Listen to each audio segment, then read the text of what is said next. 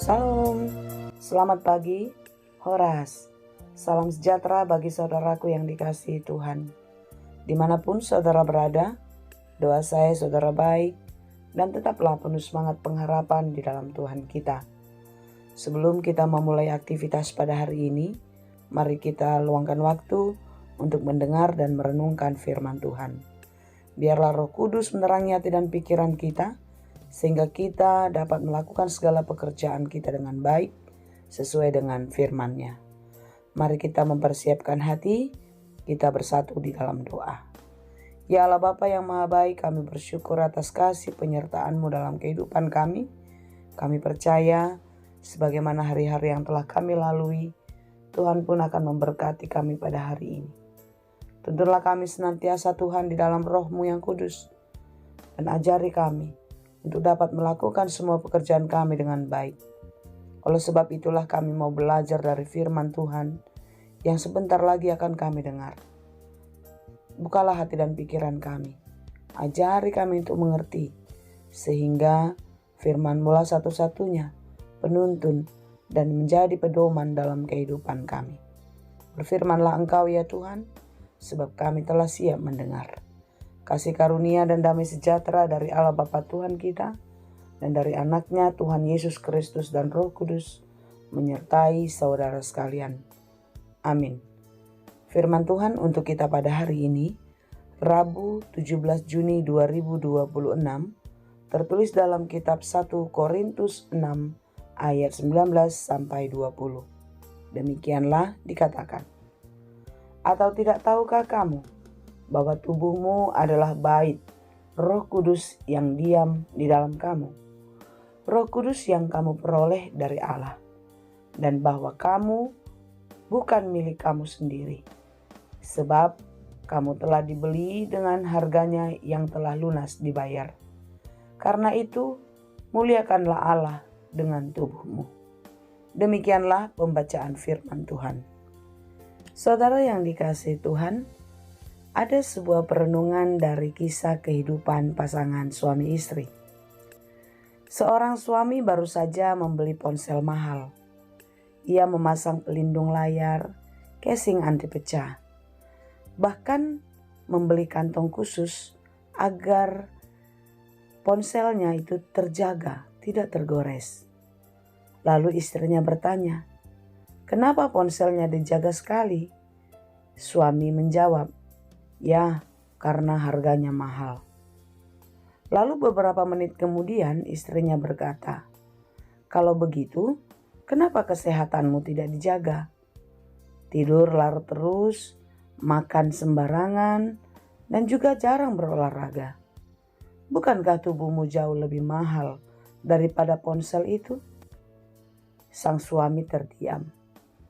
Saudara yang dikasihi Tuhan, sering sekali kita menjaga barang-barang berharga dengan sangat hati-hati.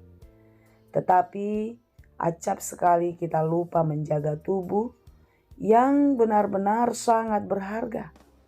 Tubuh yang telah ditebus oleh Kristus dengan harga yang tak ternilai.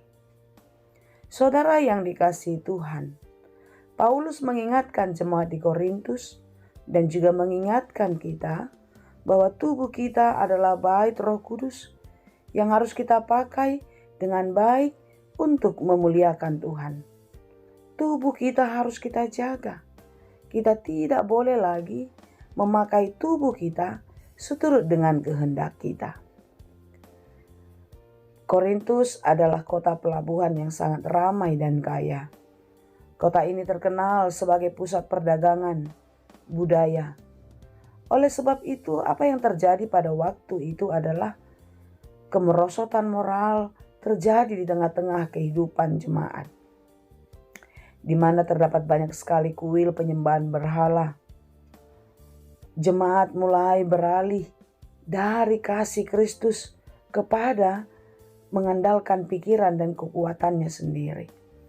Sebagian dari jemaat di Korintus berpikir bahwa karena keselamatan adalah anugerah, maka apa yang dilakukan dengan tubuh itu tidak terlalu penting.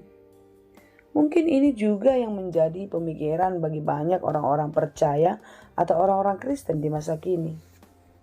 Kalau hidup kita, tubuh kita adalah milik kita sendiri, sehingga kita bebas mau memakai hidup kita seperti apa, mau memakai tubuh kita atau memperlakukan tubuh kita bagaimana. Saudara-saudara yang dikasihi Tuhan, tubuh kita adalah milik Tuhan. Jikalau tubuh kita adalah milik Tuhan, maka Tuhanlah yang menjadi pengendali di dalam kehidupan kita. Pengendalian Tuhan dalam kehidupan kita adalah merupakan suatu hal yang mutlak. Tidak ada satupun yang dapat kita lakukan untuk menolak atau menyangkal apa yang dikehendaki Tuhan terjadi atas hidup kita. Hidup mati kita ada di tangan Tuhan. Masa depan kita ada di dalam tangannya. Oleh karena itu saudara-saudara, tubuh yang telah ditebus dengan harga yang mahal, yaitu darah Yesus Kristus, adalah milik Tuhan. Oleh sebab itu, jikalau kita menyadari tubuh ini bukanlah milik kita sendiri, maka kita harus waspada, kita harus menjaganya dengan baik, yaitu kita menjauhkan diri dari perbuatan yang bertentangan dengan kehendak Tuhan. Saudara yang dikasihi Tuhan, marilah kita menjaga hidup kita, menjaga tubuh kita agar berkenan kepada Tuhan. Saudara yang dikasihi Tuhan, konteks dalam khotbah atau renungan kita hari ini adalah Paulus menasihati jemaat agar menjauhi percabulan dan dosa seksual. Tubuh yang menjadi bait Roh Kudus tidak boleh dipakai untuk perbuatan yang bertentangan dengan kehendak Tuhan.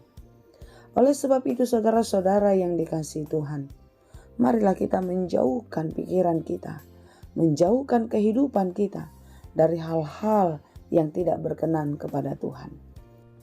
Kita mengawasi diri kita sendiri untuk tidak jatuh ke dalam pencobaan dengan tontonan dan juga hubungan yang tidak sehat, yang tidak sesuai dengan kehendak Tuhan. Kita harus menjaga kehidupan kita. Kita harus menjaga tubuh kita agar tetap sehat. Tubuh kita adalah alat yang Tuhan pakai, yang Tuhan percayakan kepada kita untuk melayaninya.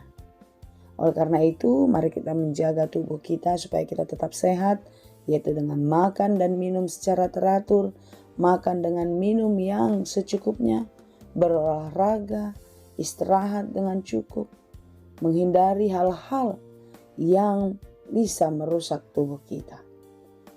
Dan juga masih banyak hal lain, bagaimana kita menjaga tubuh kita agar menjadi bait Allah yang sesuai dengan kehendaknya. Tubuh kita telah ditebus. Tubuh berdosa yang fana telah dimurnikan di dalam darah Kristus.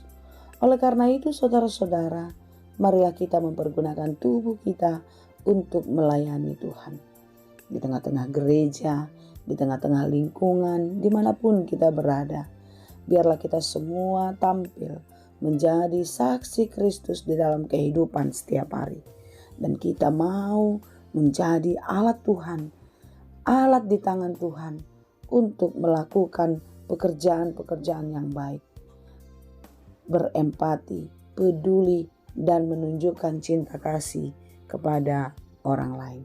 Kiranya Tuhan menolong kita dan memampukan kita untuk terus memelihara kehidupan yang baik dan membiarkan Tuhan yang memelihara hati dan pikiran kita agar kita tetap menjadi pribadi yang kudus di hadapannya. Tuhan Yesus memberkati. Terima kasih Tuhan untuk firman-Mu, kuatkan dan mampukanlah kami untuk tetap setia di dalam menjaga kehidupan kami sesuai dengan kehendak-Mu. Tuhan, ajari kami agar hidup kami tidak menjadi sia-sia berlalu begitu saja, tetapi biarlah hidup kami berguna bagi-Mu, menjadi berkat di tengah-tengah dunia. Kami serahkan hidup kami, di dalam Yesus kami berdoa. Anugerah Tuhan kita Yesus Kristus, kasih karunia Allah Bapa, dan persekutuan Roh Kudus, itulah kiranya yang menyertai dan memberkati kamu sekalian. Amin.